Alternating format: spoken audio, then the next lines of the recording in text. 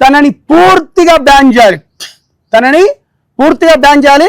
Cinema industry నుంచి నేను ఒక జనరల్ సెక్రటరీగా ఉన్నా కాబట్టి మా ప్రెసిడెంట్ గారితో సంఘా గారితో కూడా మాట్లాడాను.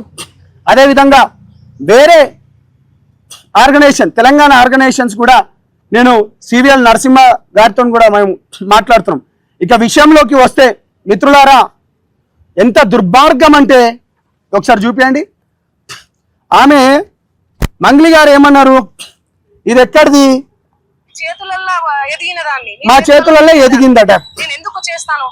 ఈమె ఆ రోజు ప్రెస్ మీట్ పెట్టుకుంటూ ఎక్కడ పంజాగుట్ట దగ్గర ప్రెస్ మీట్ పెట్టుకుంటూ ఏమన్నది, అసలైంది మాకు ఆ మధుకు సంబంధమే లేదని చెప్పింది కదా. మీ మీడియా వాళ్ళందరూ సాక్ష్యం, ఇగో ఇక్కడ వీడియోలు కూడా సాక్ష్యం. నేను కేసు ఎవరిపైన పెట్టినన్నది, సింగపు అతనెవరు లాయర్ గారు సుబ్బు గారి పైన పెట్టినన్నది.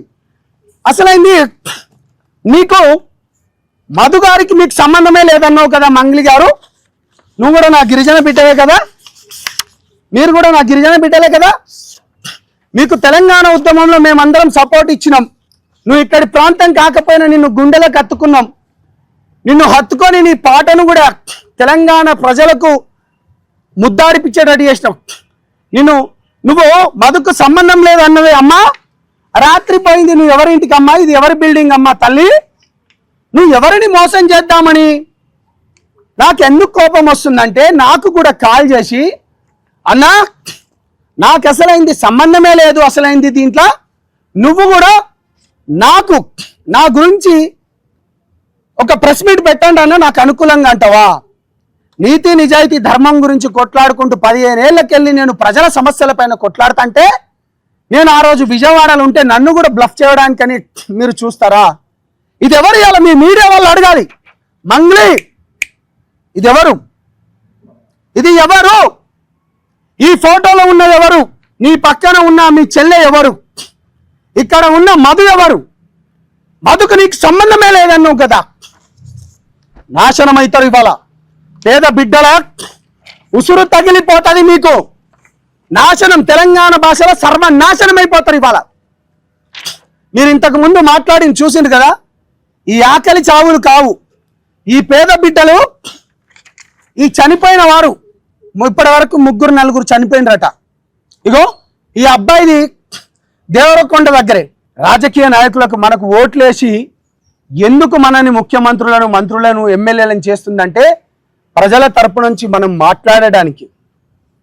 తెలంగాణ ఉద్యమంలో ఇంత కూడా కష్టపడి ఏ బీఆర్ఎస్కో లేకపోతే బీజేపీకో లేకపోతే కాంగ్రెస్కో ఎందుకు పోవాలంటే, నీతి నిజాయితీ ధర్మం ఉంది కాబట్టి ఆ పవన్ కళ్యాణ్ గారి దగ్గర పోయినా. మీకు చేతులెత్తి దండం పెడుతున్నారు రాజకీయ నాయకులారా. వాళ్ళకు పేరు వచ్చుడుతోనే మీరు వాళ్ళ వంత పాడకండి, సిగ్గుపడండి. మీరు కొంతమంది సెంట్రల్ మిగతా వాళ్ళ పేర్లు కూడా చెప్తున్నారట, సిగ్గుపడండి. మీరు జనాలు చనిపోతున్నారు, ఈ బిడ్డలే మీకు ఓట్లేసింది. मार भाई भैया यारी बाप है सेना हाथ धोकर जोर रोजू आज अपने बेटे बेटा मर जा रहे आज अपने लंबर वाड़ी यार इज्जत गाड़े नहीं चाहे काम कर रहे तुम पूछो అధిక శాతం వడ్డీతోనే అని చెప్పి పేద గిరిజన బిడ్డలను మాయ మాటలు చెప్పి 20% 10% అని చెప్పి ఈ విధంగా మోసం చేసుకుంటా పోతూ ఉంటే దీన్ని ఎవరు అడగాలి? కొంతమంది సన్నాసులు కొంతమంది చిల్లరగాళ్ళు సపోర్ట్గా మాట్లాడతారా? జాతి పేరు లేకపోతే జాతికున్న బిడ్డను కాపాడుకోవాలా? బాజాప్తాగా కాపాడుకున్నాం. గతంలో కూడా తన పైన తన మాటలతోని కానీ లేకపోతే దాడి చేస్తూ ఉంటే మేము సపోర్ట్ ఇచ్చినాం, మంచి వాటికి సపోర్ట్ ఇస్తాం. ఇవాళ నిన్ను ఈషా ఫౌండేషన్లో ఎందుకు పిలుస్తలేరు? ప్రపంచ ప్రఖ్యాతిగాంచిన ఈషా ఫౌండేషన్లో మీరు 3 సంవత్సరాలు 4 సంవత్సరాలు పోయినారు కదా, గత 2 సంవత్సరాల నుంచి మిమ్మల్ని ఎందుకు పిలుస్తలేరు? నిజం చెప్పగలుగుతావా? ఏం నిజాయితీని గొంతును నొక్కగలుగుతావా? నిజాన్ని చంపేయాలని చూస్తావా? నీకు దగ్గరగా ఉన్న వాళ్ళను వాళ్ళతోని నువ్వు నీ కేసును పక్కతో పట్టించాలనుకుంటున్నావా? బాజాప్తాగా చెప్తున్నాం, మిమ్మల్ని ఒకటే చెప్తున్నాం, నువ్వు చాలా అబద్ధాలు ఆడినావు, వానికి మాకు సంబంధమే లేదన్నావు, మాలాంటి నిజాయితీ పరులతోనే అబద్ధాలు మాట్లాడించాలని చూసినావు. కాబట్టి ఇది తప్పు మంగ్లీ, నిన్ను శాశ్వతంగా బహిష్కరించాలి. నిన్ను నిన్ను బైకాట్ చేసే ఒక ఉద్యమం తీసుకొస్తాను నేను. బాధ్యత చెప్తా, బైకాట్ మంగ్లీ. నువ్వు ఏ సినిమాలల్లా నువ్వు ఏ పాటలు పాడినా కానీ నిన్ను శాశ్వతంగా పూర్తిగా నిన్ను బైకాట్ చేయాలి. ఎందుకంటే ఈ పేద బిడ్డలే కదా నేను సినిమాలు చూసేది. ఆ రోజు వైఎస్ఆర్సీపీకి మంగ్లీ ప్రచారం చేసిందనే ఉద్దేశంతో పార్టీ పరంగా ఈరోజు కుట్ర చేస్తున్నావు. ఎవరా నువ్వెవ్వరు? గిరిజన నేతవా? గిరిజన పక్షాన ఏం చేసినావు? ఏ ఒక్కరిని వదిలిపెట్టను,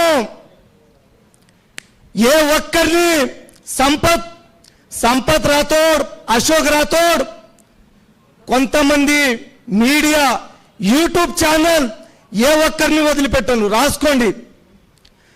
మంగ్లీని అనవసరంగా మీరు హత్య చేసి చంపే ప్రయత్నం చేస్తున్నారు. ఎటువంటి ఆధారాలు లేకుండా. ఎక్కడ బాధితులు ఎక్కడ? 20 రోజుల నుంచి హేమకాంత్ రెడ్డి, సుబ్బారావుని ఇదే మీడియా మిత్రులు ప్రశ్నిస్తే హేమకాంత్ రెడ్డి పారిపోయిండు, సుబ్బారావు సారు వేదిక మీద డ్యాన్స్ చేస్తుండు, మళ్ళా సిఐ సార్ మీద పడ్డాడు. ఇప్పుడు వచ్చిరు శుద్ధపోసులు. ఎక్కడ బాధితులు? మంగ్లీ చేతిలో డబ్బులు ఇచ్చాం, మంగ్లీ అకౌంట్లో మేము డబ్బులు వేసాం. డైరెక్ట్ మా దగ్గర మంగ్లీ తీసుకుందని. ఎక్కడ? నేను వచ్చినప్పుడు కొంతమంది మిత్రులు అన్నారు, అన్న మీరు బాధితుల తరపున కొట్లాడాలని. అరే ఇక్కడ బాధితులే లేరన్నా, 20 రోజుల నుంచి చూస్తా ఉన్నాం, బాధితులే లేరు. కానీ కొంతమంది మా బంజారా నాయకులే మా జాతి పరువు తీస్తున్నారు. అదేవిధంగా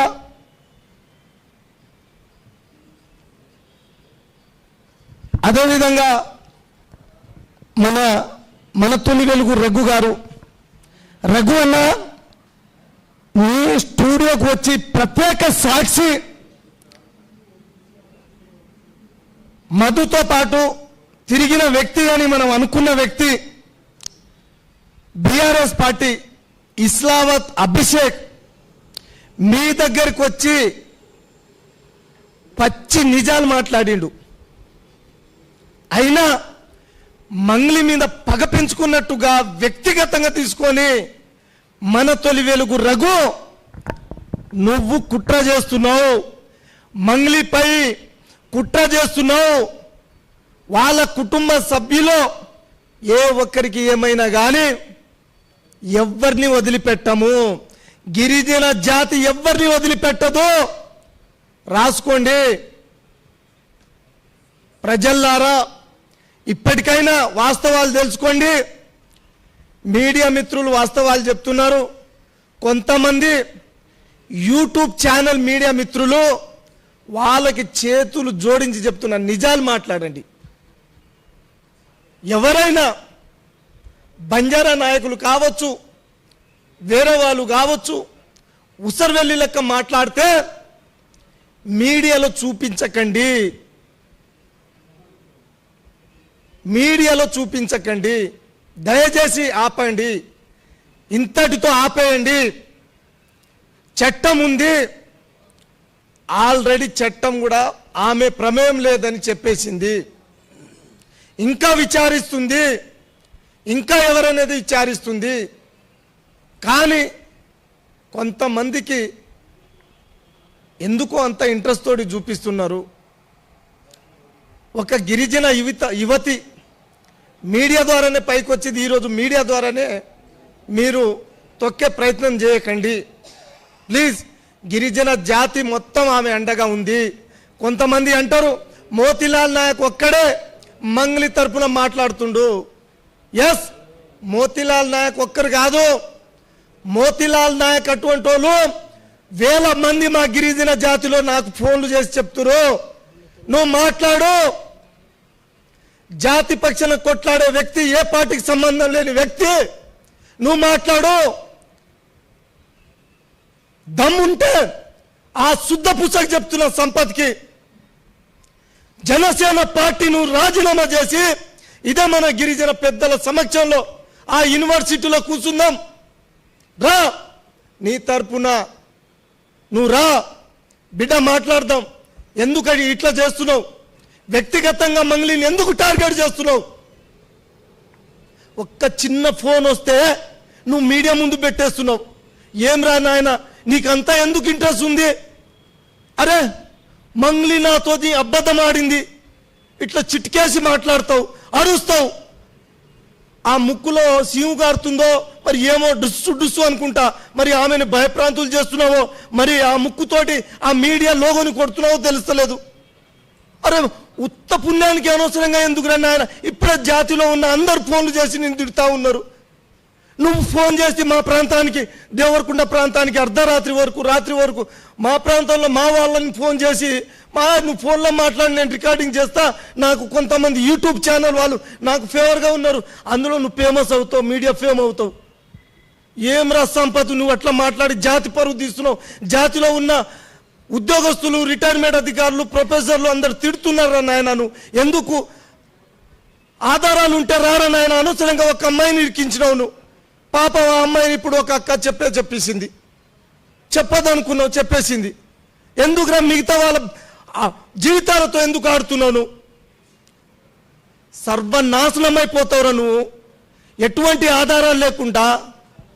మరి మా ప్రాంతాల్లో, నల్గొండ ప్రాంతాల్లో బాధితుల తరపున మరి ఆ రోజు ఏమైందిరా నీ జనసేన పార్టీ? నువ్వు మరి ఈరోజు పార్టీ పరంగా కుట్ర చేస్తున్నావా? జాగ్రత్త బిడ్డ, జాగ్రత్త. నోరు అదుపులో పెట్టుకొని మాట్లాడు.